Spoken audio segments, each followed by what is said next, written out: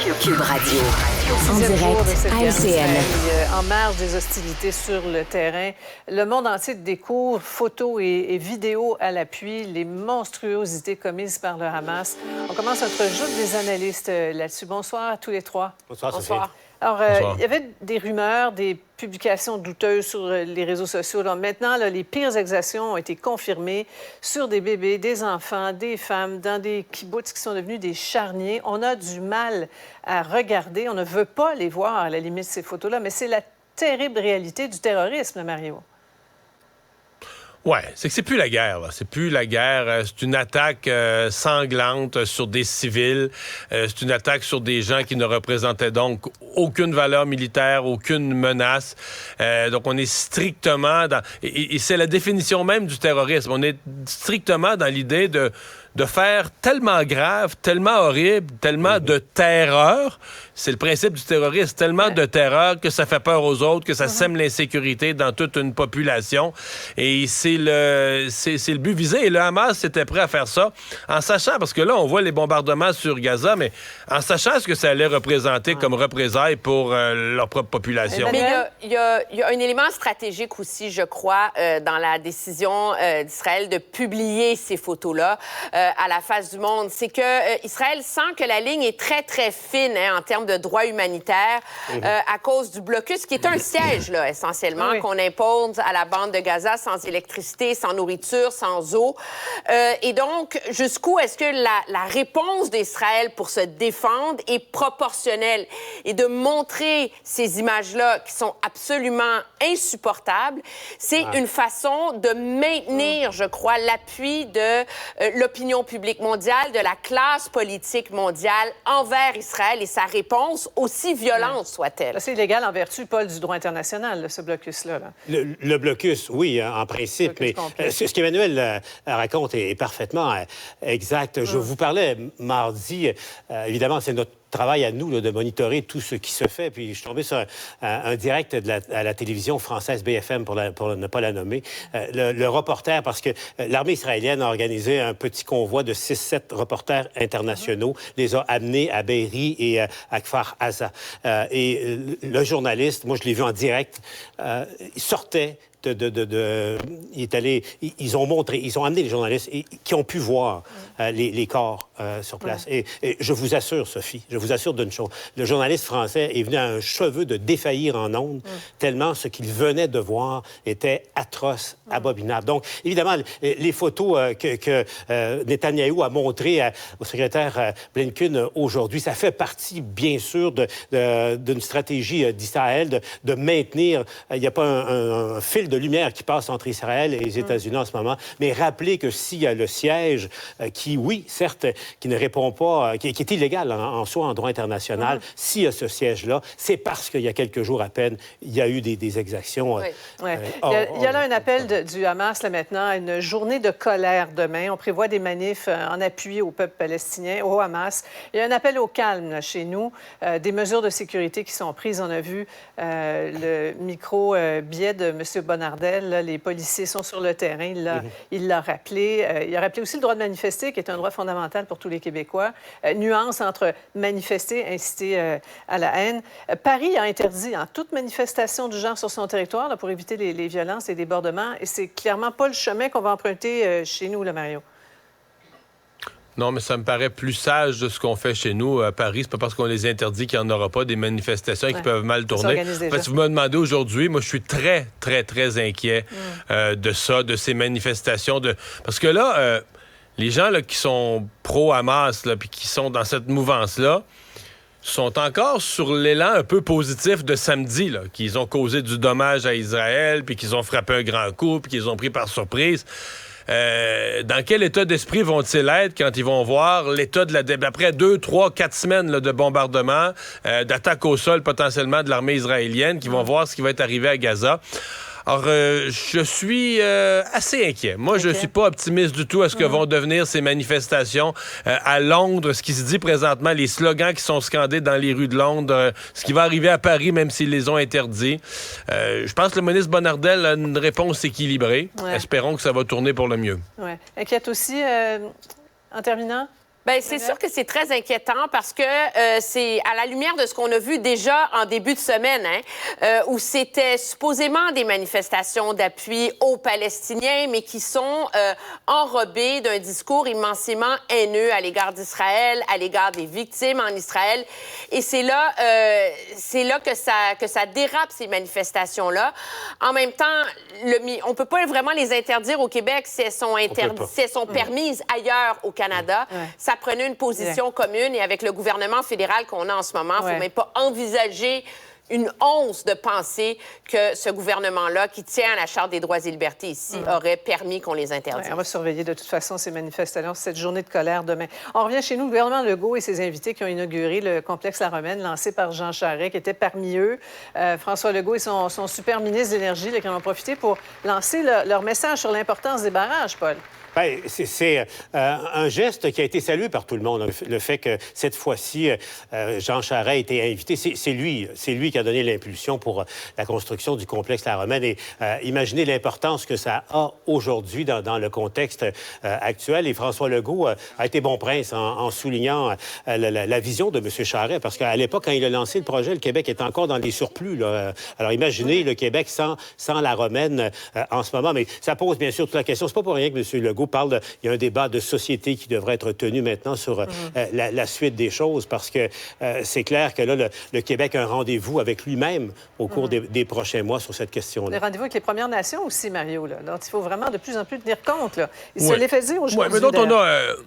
Oui, mais on a signé la Convention de la baie James avec les Premières Nations dans les années 70. Là. C'est pas d'hier que le Québec est habitué. Ce sont des projets qui sont payants, ce sont des projets qui sont gagnants-gagnants, et c'est pas d'hier qu'on est habitué. Il y a eu la paix des braves, là, une génération plus tard. Donc, on doit refaire ce genre de pacte-là. Pour moi, c'est dans l'ordre des choses. Mais on s'entend sur une chose. Pour François Legault, son idée de nouveau barrage, en langage de baseball, la balle était au centre du marbre aujourd'hui. Tu n'auras jamais de plus belle occasion sur place à La Romaine, devant les installations, de parler du génie québécois dans le domaine de l'hydroélectricité. Il avait son occasion rêvée, là. Oui, mais je pense que ce que ça nous rappelle aussi, la présence des leaders des Premières Nations et le message très clair qu'ils ont lancé au gouvernement, c'est que oui, le Québec a l'habitude de négocier, mais on a un gouvernement en ce moment qui n'a pas des particulièrement bonnes relations avec les Premières Nations. Et dans ce sens-là, la nomination d'un super négociateur comme Michael Sebia à la tête d'Hydro-Québec prend aussi tout son sens. Il est là pour ça aussi, pas juste pour négocier avec son Terre. plan, d'ailleurs, le plan de Sebia qui s'en vient. Début novembre, c'est ça. Parce que c'est clair, Sophie, il n'y aura pas de nouveau barrage, il n'y a pas de nouveau partenariat, une nouvelle façon de penser et de s'entendre avec les Premières Nations. Voilà. Augmenter les frais de scolarité des étudiants étrangers dans les universités anglophones, quel est le but du gouvernement Legault? On en parle au retour. Quelques autres sujets aussi à ne pas manquer. Après la pause. Cube Radio. Une autre vision de l'actualité. Alors, tu me parles d'intelligence artificielle, là? Oui, et d'une application. Mario, je sais que toi et moi, on aime beaucoup les sujets d'archéologie. C'est toujours extrêmement intéressant, surtout quand l'intelligence artificielle peut s'en mêler puis se rendre utile. Et là, c'est des chercheurs, entre autres de l'Université du Kentucky, qui sont en train de réaliser un défi. Défi qui a été lancé un peu plus tôt cette année, au mois de mars. Ce qu'on appelle le défi Vésuve. Pourquoi le Vésuve? Célèbre volcan en Italie. C'est parce que le Vésuve a eu plusieurs éruptions spectaculaires au travers de l'histoire. Ça, c'est bien connu. Mais dont celle qui a enterré Pompéi et Herculanum. Il y a celle qui a enterré Pompéi et Herculanum, justement. Et Herculanum, c'est là où on a retrouvé, dans une villa extrêmement luxueuse, qui pourrait, c'est pas confirmé, avoir appartenu même au beau-père de Jules César, dans lequel on a été capable de retrouver la seule bibliothèque intacte, je vais le dire en très énormes guillemets, la seule bibliothèque intacte de l'Antiquité. Là. Depuis ce temps-là, tous les documents ont dépéri au fil du temps. Mais comme la cendre est tombée sur la bibliothèque, la villa et tout ça, mais sans enterrer les papyrus et les parchemins qu'il y avait là. Le problème, bien évidemment, c'est qu'ils sont brûlés complètement, ces parchemins-là, mais on peut encore les retrouver, dont certains sont encore roulés sur eux-mêmes, mais complètement carbonisés noirs. Mais ils tiennent encore un seul morceau. Ce qui fait en sorte que on essaie, dans le nouveau défi Vésuve qui a été lancé, de traduire, de transcrire ce qu'il y a à l'intérieur de ce rouleau-là sans être capable de le détruire et sans l'ouvrir, parce que c'est impossible. Donc, en le gardant roulé, à essayer de voir ce qui est décrit dessus. On prend des radiographies 3D en rayon X un peu partout, là, d'images de tous les côtés, tous les angles, tous les aspects de ces rouleaux-là, et on a entraîné là, du côté des scientifiques des intelligences artificielles, des algorithmes avec des milliers, des millions de mots, de lettres, entre autres de latin, d'ancien grec et toutes les langues qu'on utilisait à l'époque pour tenter d'être capable de déchiffrer là, avec les traces d'encre. Là. C'est infime ce qu'on retrouve, à quel point ça va être précis, l'intelligence artificielle, mais des traces d'encre sur les papyrus. Et là, on a des prix en argent à la clé parce que c'est quand même là, payé, financé ce concours-là par des grands géants de la tech de Silicon Valley qui sont bien évidemment bien heureux de voir l'intelligence artificielle évoluer.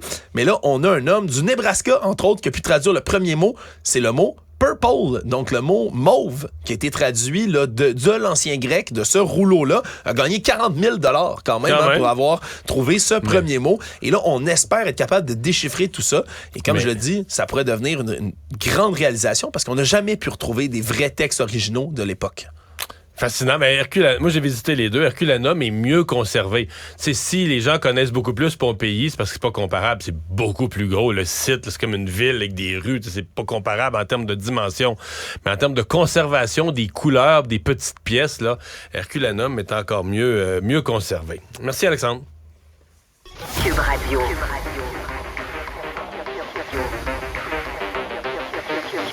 Cube Radio.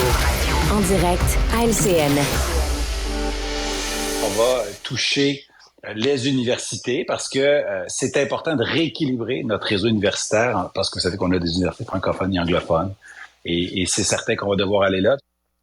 Oui, rééquilibré. Un Québec qui serre la vis aux universités anglophones. On veut une hausse des frais de scolarité pour les étudiants étrangers des établissements anglo. Ça s'inscrit, c'est dans son rapport à M. Roberge sur l'avenir du français qui va être déposé le mi-novembre. Alors, vous pensez quoi de cette proposition-là, Mario?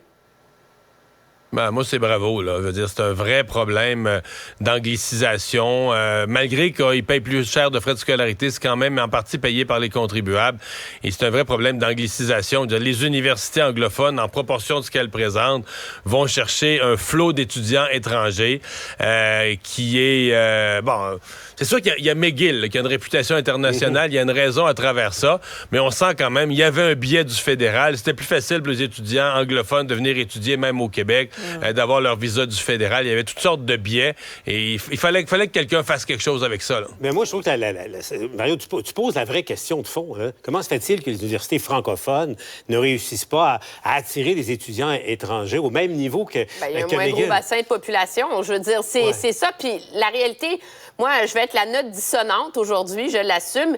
Moi, je suis très sceptique face à ça. La réalité, c'est que prenez McGill en particulier, Concordia l'est de plus en plus. On est les voisins des États-Unis où les frais de scolarité sont tellement ahurissants que on peut monter les frais de scolarité ici à 27 000 $. C'est quand même pas mal moins cher que d'étudier dans une grande université américaine. Alors, ça va pas dissuader les Américains de venir. Ça peut être combien aux États-Unis? Pardon? Ça peut être combien, Emmanuel? C'est 30, 40, 50, 60, 70 000 US par année. Donc, la réalité, c'est que ces Américains-là, ils vont continuer à venir à McGill, puis McGill va se mettre encore plus d'argent dans les poches. Mais quand je pose la vraie question, comment se fait-il que les étudiants africains, parce qu'il y en a beaucoup qui veulent venir étudier, oui, en France, mais beaucoup au Québec, et je vous assure que c'est pas pour le climat, mais comment se fait-il que ces étudiants africains ont tant de difficultés à obtenir les visas? Comment se fait-il que c'est... Ça, c'est le vrai débat. Ben, voilà le vrai problème, parce que pourquoi il n'y aurait pas autant d'étudiants francophones, d'ailleurs, dans le monde, à l'UQAM, à côté de McGill, à 2 kilomètres de McGill? Et une partie de la réponse, c'est qu'ils ne sont pas capables d'obtenir des visas du fédéral. Si on serre la vis aux universités anglophones, est-ce qu'on va serrer la vis aux universités francophones qui ont des programmes en anglais pour attirer des anglophones à Montréal? C'est ça aussi la question qu'il faut poser. Bonne question. Vous êtes en feu. Je vais vous entendre sur le Parti libéral. Mario, une autre fois. Je vais vous entendre sur ce plan. La journée de Mario aujourd'hui. Oui, ce rapport du comité là, qui a été déposé sur la relance du Parti libéral, là, 41 pistes de réflexion. Mais ça tombe bien, l'ancien premier ministre et chef, M. Charest, qui a été consulté, était devant les micros aujourd'hui, a été questionné sur l'exercice. Ouais. Un extrait. Ce qui tombe moins bien, c'est qu'il était bras dessus. Il était bras dessus avec M. Legault aujourd'hui. moi, j'y crois beaucoup au Parti libéral du Québec et sur l'échiquier politique, le Parti libéral du Québec a une place très importante.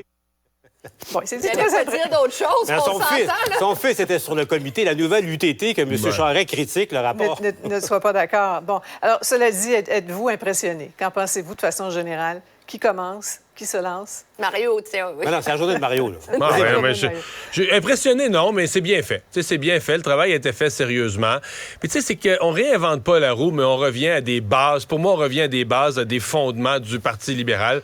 Ça va leur servir, tu sais, un peu de boussole pour un parti qui en a manqué récemment. Là. Je parlais avec un vieil organisateur libéral dans le temps de Mario, là, justement. Puis, qu'est-ce que t'en penses? Dis-moi, j'en pense à rien. Ils ont volé, je cite, là, ils ont volé mon parti il y a plusieurs années, puis il n'y a pas de réponse à la question que je me pose. Qu'est-ce qui s'est passé exactement?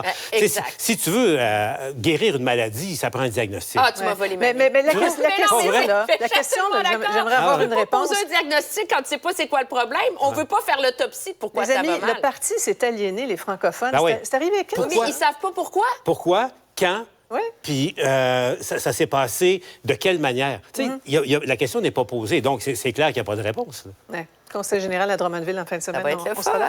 Oh, merci. Je m'excuse, Emmanuel. Mais non, je te pardonne. Cube Radio. Une autre vision de l'actualité. Ah voilà, c'est ce qui conclut notre émission de ce jour. On se retrouve demain pour la dernière de la semaine. Bonne soirée, demain 15h30. Cet épisode est maintenant disponible en balado